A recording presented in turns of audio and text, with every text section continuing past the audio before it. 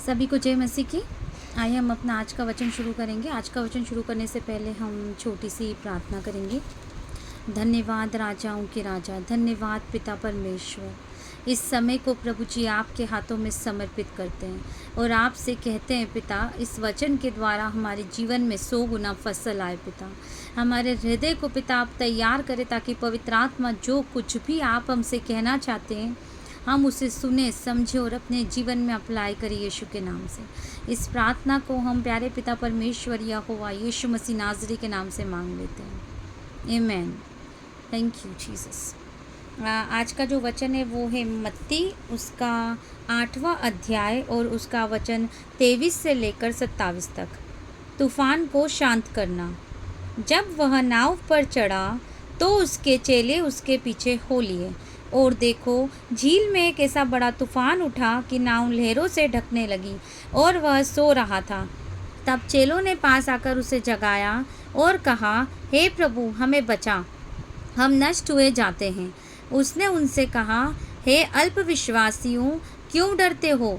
तब उसने उठकर आंधी और पानी को डांटा और सब शांत हो गया और वे मनुष्य अचंभा करके कहने लगे, यह कैसा मनुष्य कि आंधी और पानी भी उसकी आज्ञा को मानते हैं। आमीन। आज का जो वचन है वो हमसे क्या कह रहा है, हम इसके बारे में समझेंगे।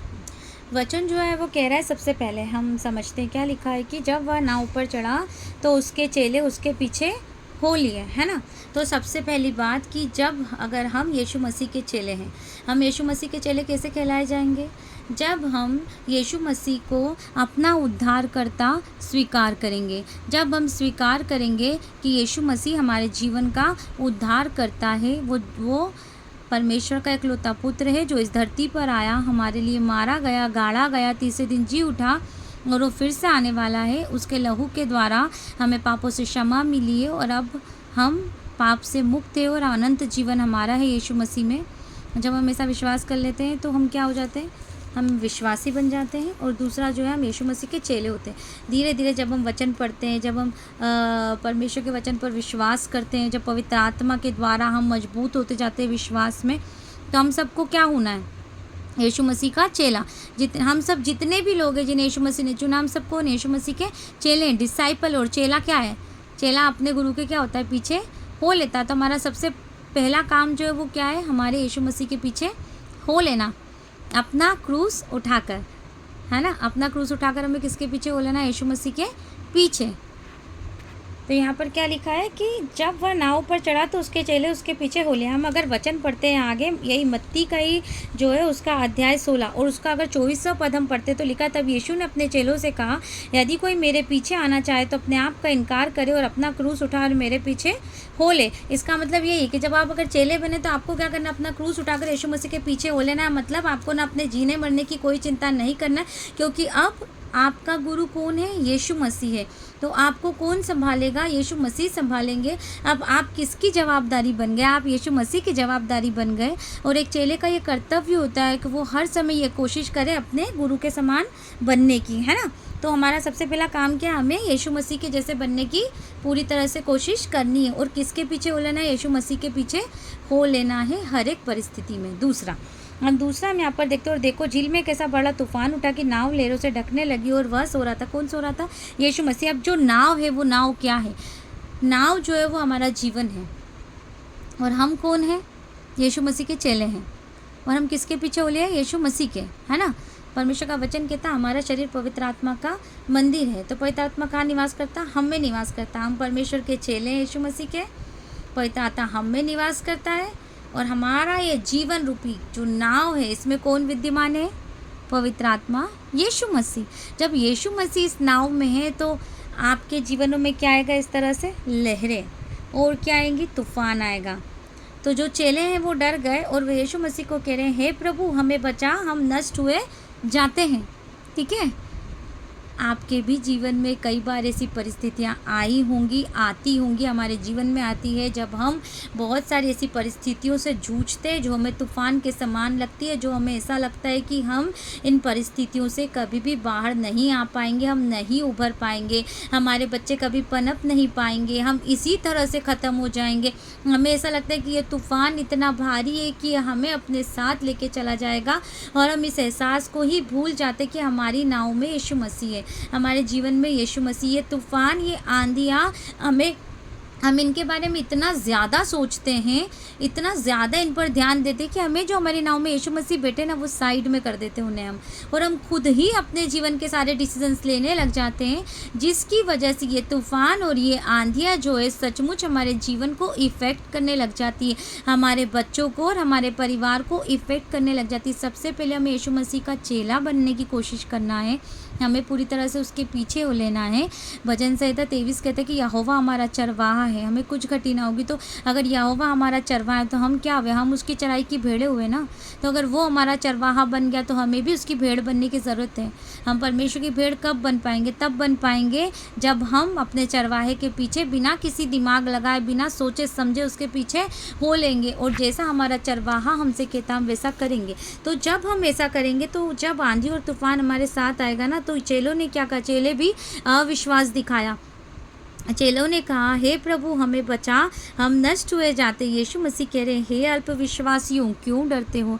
आज यीशु मसीह हमसे, हम सब से जो इस वचन को सुन रहे हैं और जो भी अपने जीवन में आंधी और तूफान का सामना कर रहे हैं, जो किसी भी तरह से हो सकता है, आत्मिक तूफान हो सकता है, शारीरिक तूफान हो सकता है, मानसिक तूफान हो सकता है, मानसिक आंधी हो सकती है, किसी भी तरह का तूफान आपके जीवन का हो सकता है।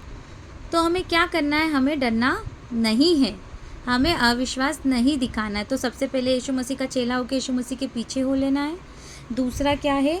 हमारी नाव में हमें किसे विद्यमान करना है? यीशु मसीह को, यानी जीवन में यीशु मसीह को हमें स्वीकार करना, उसे यहाँ बैठा लेना है। और जब हम ऐसा करेंगे तो आंधी तूफान अगर आए तो हमें उससे घबराना नहीं है। हमें किसकी ओर देखना है? उस यीशु मसीह की जो हमारे जीवन रूपी नाव में विद्यमान है। जब आप ऐसा करेंगे, जब आप अपने ध्यान को यीशु मसीह की ओर लगाएंगे, यीशु मसीह जो वचन है उसकी ओर लगाएंगे, इसमें समय बिताएंगे, इससे जानेंगे कि प्रभु की क्या वाचा है आपके जीवन के लिए, तो पता है क्या होगा? फिर क्या होगा? यीशु मसीह ने क्या करा? उसने उनसे कहा, अल्पविश्वासियों क्यों डरते हो? तब उसने उठकर आंधी और पानी को डांटा और सब क्या हो गया? शांत हो गया। यहाँ पर प्रभु आपको ये अधिकार देते हैं, ठीक है, कि आप अपने जीवन के आंधी और तूफान को यीशु मसीह में होकर क्या करें? डांटें। क्योंकि जेनेसिस 6, उत्पत्ति 6 उसका 28वां पद जो है वो कहता है कि आदम और हव्वा को प्रभु ने आशीष दिया, उत्पत्ति 1:28 में आदम और हव्वा को परमेश्वर ने क्या कहा? फूलो फलो, इस पृथ्वी पर फैल जाओ और इस पृथ्वी पर क्या करो? राज करो। हर एक चीज़ को किसके अधिकार में दे दिया? परमेश्वर ने। हमें प्रभु ने अधिकार दिया है, क्योंकि अब हम जब उसके चेले बन गए तो चेले के साथ साथ हम उसके बेटे और बेटियां भी है। यही वचन हमें सिखाता है, ठीक है। बेटे बेटियां होने के नाते हमें क्या है? अधिकार है। तो जब हमारे पास अधिकार है, तो जैसे यीशु मसीह ने उन आंधी और पानी को क्या किया? डांटा, और सब क्या हो गया? शांत हो गया।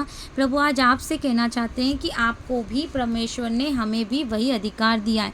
तो हमें क्या करना है कि जब आंधी और तूफान या परेशानी हमारे जीवन में आए, तो सबसे पहले यीशु मसीह के पीछे हो लेना, चेले होने के समान यीशु मसीह में बढ़ना है, यीशु मसीह को अपने इस जीवन रूपी नाव में बुलाना है, वेलकम करना उनका, और ये डिसीजन जो कुर्सी है हमारे जीवन की, वो यीशु मसीह को दे देना है। और उसके बाद जो है हमें अविश्वास नहीं दिखाना है। हर एक परिस्थिति में कितना भी आंधी तूफान क्यों ना आए, हमें विश्वास रखना है। उसके बाद हमें सारे अधिकार को लेकर अपने जीवन के उस आंधी तूफान को आज्ञा देना है कि शांत हो जाए यीशु के नाम से। हे बीमारी शांत हो जा, चली जा यीशु के नाम से। हे गरीबी, कमी घटी, शांत हो जा, भाग जा यीशु के नाम से। आप अधिकार ले, अपने बच्चों के जीवन पर आप अधिकार ले। आपको परमेश्वर ने अधिकार दिया है अपने बच्चों पर, आपके परिवार पर, आपके हस्बैंड पर, आपकी वाइफ पर, आपकी पढ़ाई पर, आपकी बुद्धि पर, आपके पूरे घराने पर परमेश्वर का वचन कहता है तेरे द्वारा तेरा घराना उद्धार पाएगा। हम सबको प्रभु ने अधिकार दिया है इस आंधी और तूफान को शांत करने का यीशु में। परमेश्वर ने हमें पवित्र आत्मा दिया जो समय समय पर हमारी अगुवाई करता है। पर ये कब होगा?